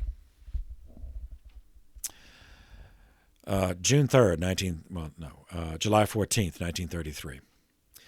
Hitler then had the Reichstag pass a law to prevent coming generations from suffering hereditary disease. So you see, it's for public health. This resulted in the murder, justified as euthanasia, of 70,000 persons suffering from what the Nazi goons classified as mental illness or other hereditary conditions that were considered disfiguring or debilitating. July 30th, 1933. Okay, now here we go again. The Holy See negotiated a concordat with Germany. Now, obviously they negotiated with Hitler because Hitler was the head of state, not because they were Nazis and they liked what the Nazis were doing. But Hitler was the head of state, head of the government, just as Mussolini was head of the government in Italy. The guy who negotiated on behalf of Pius XI was his Secretary of State from 1930 to 39. This was Eugenio Pacelli, who would later become, the next Pope, Pius XII. Pursuing his nationalist agenda now internationally in terms of diplomacy, on October 14th, 1933, Hitler would pull Germany out of the League of Nations. That was a predecessor to the UN, set up after the First World War. And the League of Nations was just as useless and ineffectual as its successor, the United Nations. On January 26, 1934, Hitler signed a non-aggression treaty with Poland, assuring respect for Polish borders. So that when that tells you that Poland's life is soon to come to an end. Since Hitler promised to respect their borders, that means the borders are soon going to be violated. Okay, so why do this? Well, okay, first, a foundational element of Nazi propaganda had always been condemnation of the territorial losses after the war, meaning the victors just took pieces of Germany away from Germany, which included lands given to Poland. Second, Hitler signed this treaty as a means of allowing other leaders to conclude that he was reasonable and that he would not attempt to translate Nazi propaganda into action. Let them think, all the anti-Jewish stuff, all that nationalist stuff, that's just to appeal to his domestic audience. But he's really going to be one of us. He's really going to be a reasonable statesman.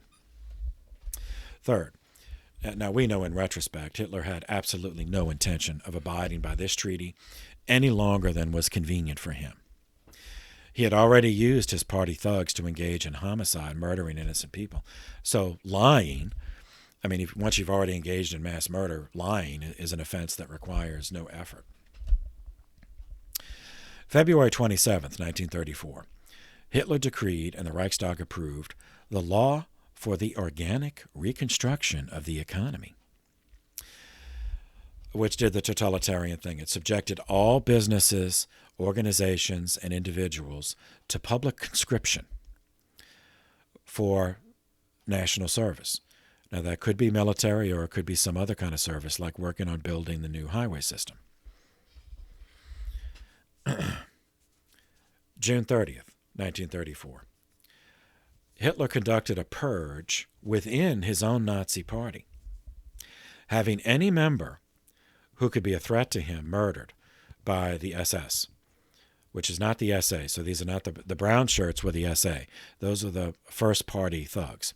The SS were the uniforms were black, and they were of course they were members of the party, but they were more of a paramilitary and eventually fully militarized group. So this purge, it's mild by considering what later happened, but 77 members of his own party, some of whom had been with him from the beginning. And those are the ones, he targeted most, those who remembered him from the 20s and had been loyal to him. So why kill them? Well, Hitler did not want, now that Hitler was in power, he did not want people around him who remembered him as an impoverished war veteran struggling to survive. Those who knew him long enough to use his first name. All those people were killed. August 2nd, 1934. The president of the Weimar Republic, Paul von Hindenburg, died. Hitler then assumed the title of president while remaining chancellor. Now that was against the Constitution of the Weimar Republic. They're supposed to be two separate offices. The president, having a stipulated term of office as head of state, while the chancellor would be head of government and having theoretically a term of office, but he could always be subject to a vote of no confidence, as in other parliamentary systems. So this should have been illegal, but the parliament had already voted itself into irrelevance with the Enabling Act, enabling Hitler as the executive officer of government to violate the Constitution of the government. So in practice, even though he arrogated to himself both titles, president and chancellor, after 1934, neither title was really used, and instead he was referred to simply as Der Führer, the leader. March 16th, 1935, Hitler denounced the disarmament provisions of the Treaty of Versailles, declaring that the worldwide economic instability meant that public order in Germany required a strong and reliable military, because there's a crime wave, by all these crypto-communists. So we have to protect, It's for safety. It's for national security. Rearmament began, and the other Western powers did nothing, distracted as they were by the collapse of the economies in their own countries because of the Depression. September 15th, 1935. The new Nazi majority in the Reichstag passed a series of laws officially designated to protect German citizenship from threats, such as the threat of racial impurity. So this is a series of laws. Collectively, they're called the Nuremberg Laws. This, September 15th, 1935, was the first public action of the Nazis against Jews. Now, there had been, I said public, like official action of the government, of the Nazi government against Jews. The SA, the party thugs, and the SS, they had engaged in anti-Jewish violence. There'd be beatings and arson and rapes and murders. But that was, the Nazis would disavow that, or they would just blame it on somebody else. But this is an action of the government. These are laws passed, so these are datable, step on the road to the Holocaust, to the genocide. Using legal mechanisms of the German Republic. So I'll go into more detail with this in the American history course, but because it's so prevalent in the United States, but other Western countries too, that they deify the law. They worship the law. No one's above the law. That constant mantra. That's just a way to shut down any kind of discussion. No one's above the law. And there's a sense in which that is not untrue.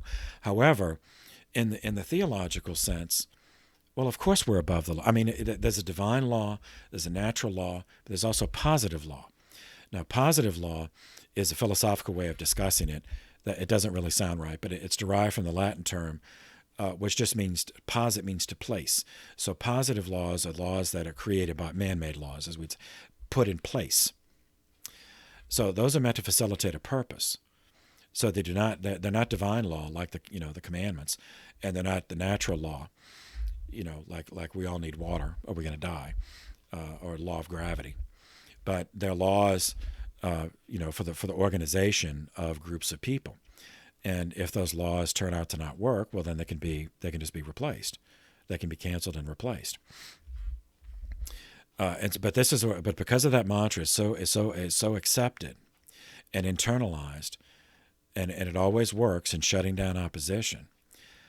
It has developed. Turns out that in the West, that the way a government, that a person moves from subject to object, from a subject of legal protection to an object at the coercive, punitive mercy or lack of mercy of the government, is through law.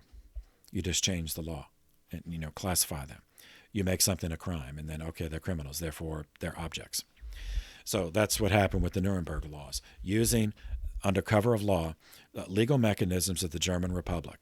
So they passed these laws in the Reichstag.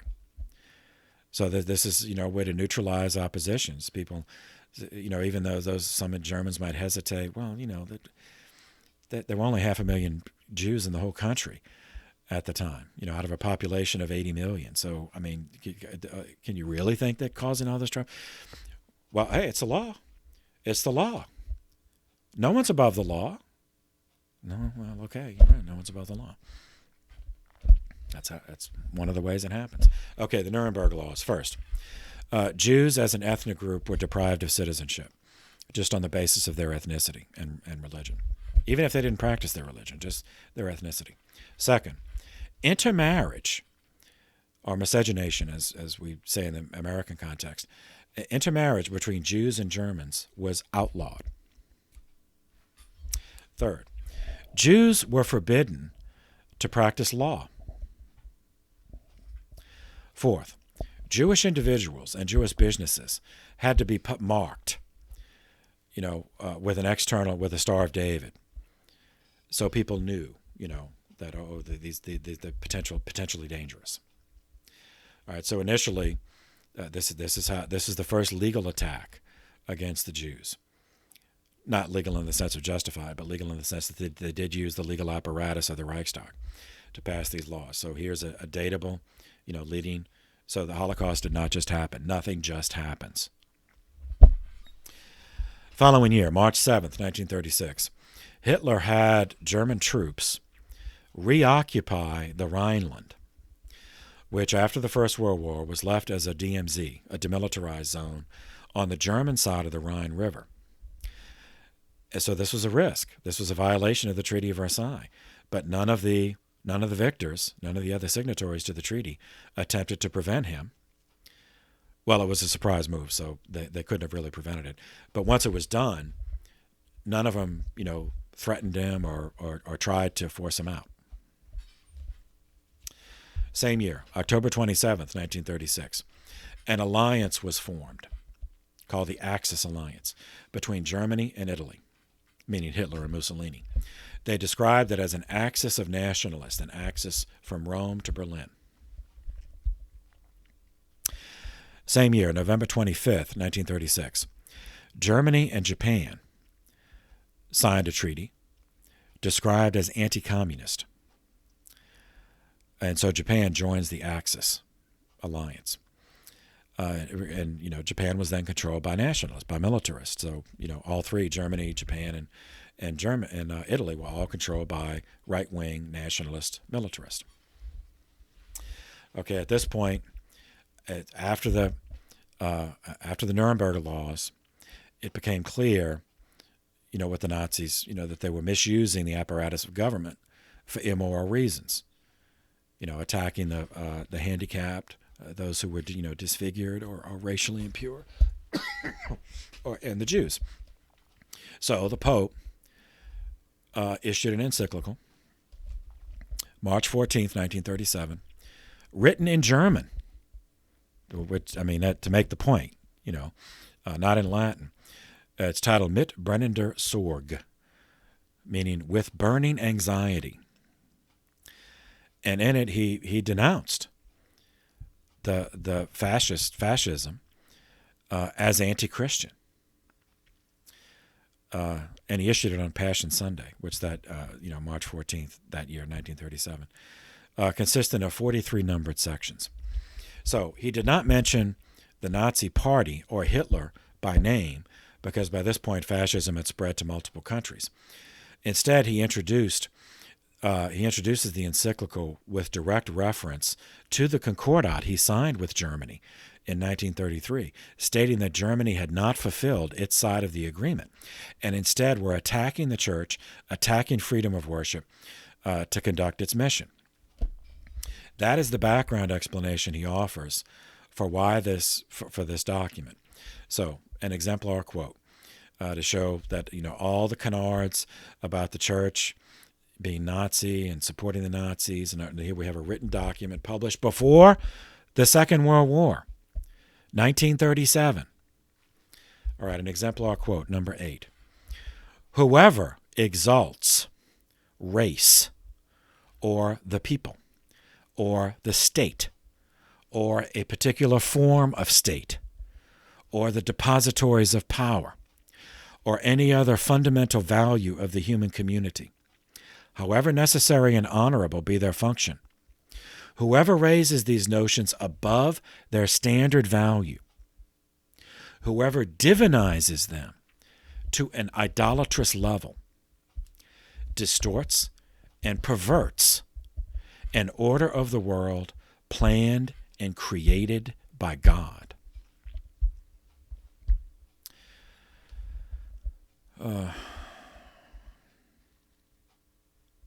In your country, so this is addressed to Germany, number 21. In your country, voices are swelling into a chorus, urging people to leave the church. And among the leaders, there is more than one whose official position is intended to create the impression that this fidelity to Christ the King constitutes a signal and meritorious act of loyalty to the state.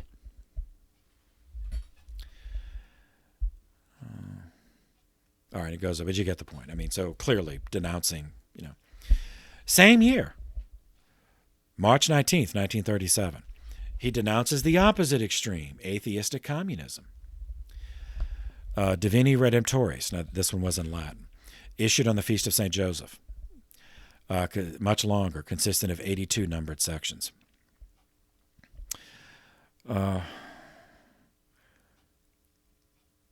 Exemplar quote from number 3. Venerable brethren, as you have already surmised, Bolshevism and atheistic communism, which aims at upsetting the social order and at undermining the very foundations of Christian civilization, is all too imminent a danger. Skipping down, number 9, quote, the doctrine of modern communism, which is often concealed under the most seductive trappings, is in substance based on the principles of dialectical and historical materialism, previously advocated by Karl Marx, of which the theoreticians of Bolshevism claim to possess the only genuine interpretation.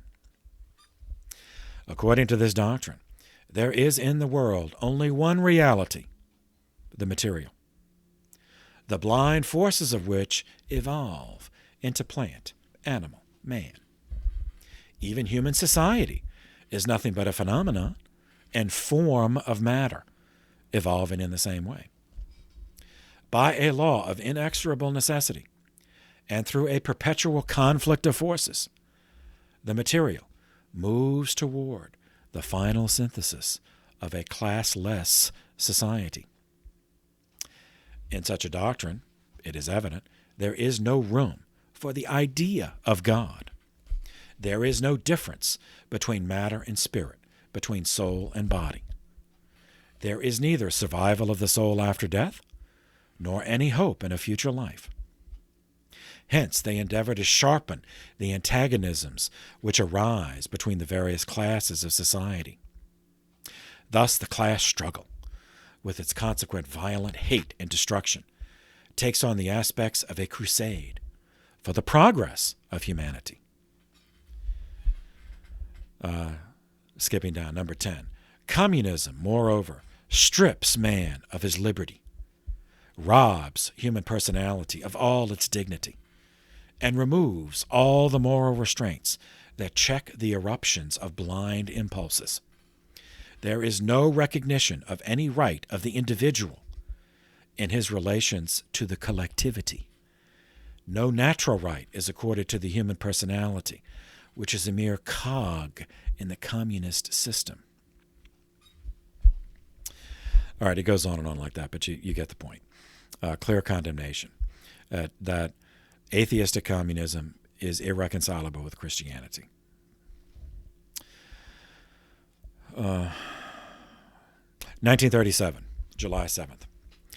Japanese forces, who were already based in Manchuria because of the invasion of 1931, move south and invade northern China. Japan claimed, again, they come up with a, fabricated, but they claimed, China, fired the first shot. They claimed that Chinese forces attacked Japanese troops near the Marco Polo Bridge in Lukoxiao. I think I'm pronouncing that right. Modern histories of Asia sometimes consider this as the beginning of the Second World War, 1937. Although, since it's in continuity with the previous invasion of Manchuria, one could also push it back to start in 1931. The Japanese nationalists, the militarist, fascist, in this invasion of China, behaved with a limitless, almost indescribable brutality.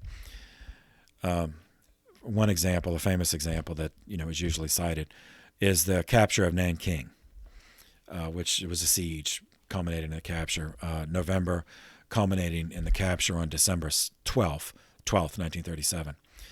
It involved the slaughter of 300,000 Chinese in Nanking, mostly civilians. That's just an introductory sample. By the time the Second World War ended, 20 million Chinese had been killed. Again, mostly civilian. Now, viewed from a wider perspective, the Japanese invasion of China enabled Mao, the Chinese communist leader, but still not in power, just leading, guerrilla fighting. Enable Mao to eventually come to power. Enabled the fascist invasion, enabled the communists to take over the country. During the war, so now China had already been in a civil war, communist against nationalists, which reached a stalemate. Now China's invaded, so both the nationalist and the communist in China are fighting against Japan, but they don't cooperate with each other because they're enemies.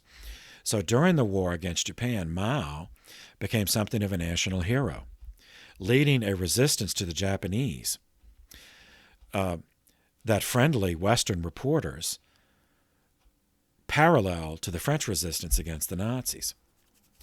It did not help that the nationalist government of China, along with its military, still led by Chiang Kai-shek, proved ineffective against the Japanese when compared to Mao's communist guerrilla war, clandestine warfare.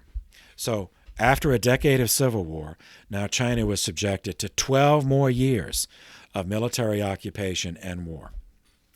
After that, after the Second World War, the Chinese military was discredited and weakened.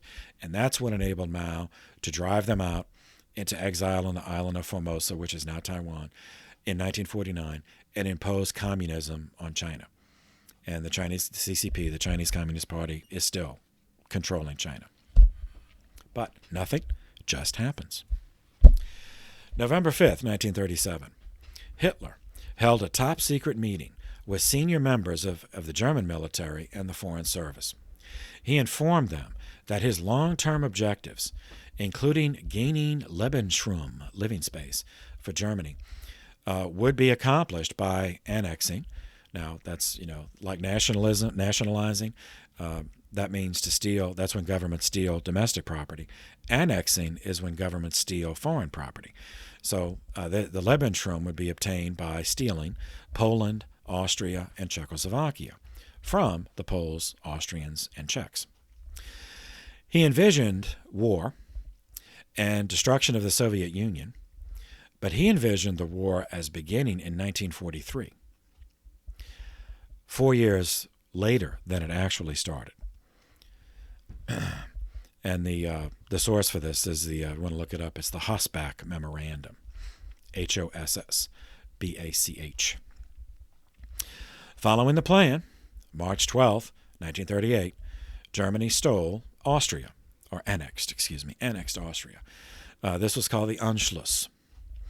And again, they did it. You see that this is they used the law. They used legal mechanisms for this. Of course, suborned, but externally they still used legal mechanisms, meaning an election. So there was an election in Austria for the Anschluss, which was unification with Germany.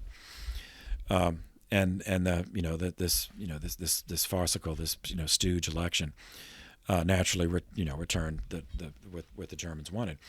And this added, what the Nazis wanted, this added 6 million German speakers to the Reich, the Third Reich, and gave Nazis control over part of the Danube River, as the Danube goes through Vienna, the capital of Austria. And, if any Austrians objected, an election was held, a vote was held, and a majority voted to join Germany. Therefore, it's the law. You consider yourself above the law? You think you're better than all the other Austrians who voted for this? No? That's how it goes. From September 7th through September 29th, 1938, a conference was held in Munich, southern Germany, after Hitler declared his intention of uniting the Sudetenland with Germany. The Sudetenland was part within the borders of Czechoslovakia, as drawn after the First World War. So this would be stealing part of Czechoslovakia. But the Sudetenland is a border region, which did have a majority of German speakers, but it was part of Czechoslovakia. So Hitler said, "Okay, I want to unite this with Germany." And so they're all discussing this, because it was obvious that Hitler was expanding, but to assuage their grief, Hitler assured them that his only interest was in bringing together ethnic Germans. Said so the bulk of Czechoslovakia is not ethnically German. It's a completely different ethnic, actually two different. The Czechs are ancient medieval Bohemia, and the Slovakia, that was a whole nother, but Slovaks are a whole nother, but they're Slavs. So anyway, not Germans.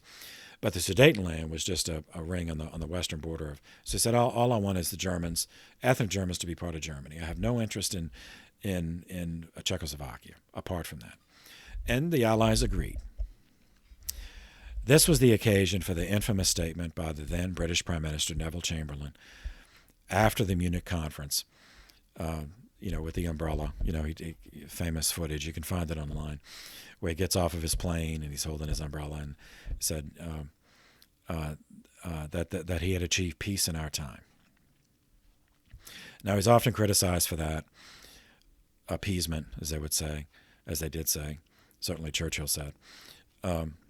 But to give him his due, all adults, him and all adults remembered the First World War, which was not that long ago, and no sane person would say, oh, "Yeah, let's do that again." That was so much fun.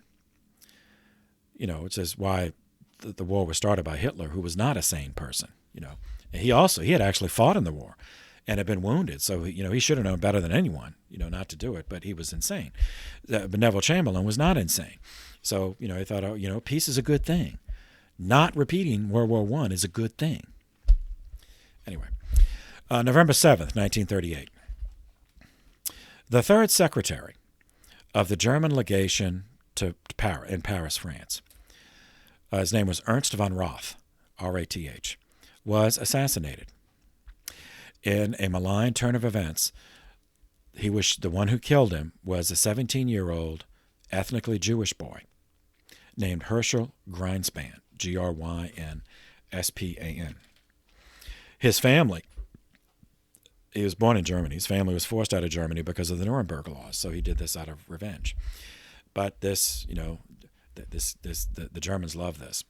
On the night of November 9th and 10th, starting with, sunset on November 9th into, 10th, 1938, the Nazis in Germany took advantage of this assassination to carry out an organized campaign of vandalism against Jewish businesses, cemeteries, synagogues in Germany, coupled with violence against Jewish persons.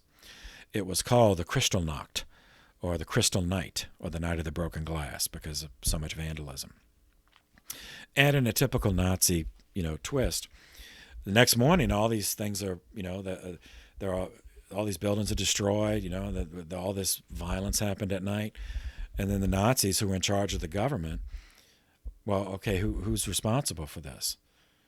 Well, the Jews, the Nazis. This is how twisted these things get. So the Nazis said the Jews were responsible for all of the urban violence against Jews, and therefore they broke the law.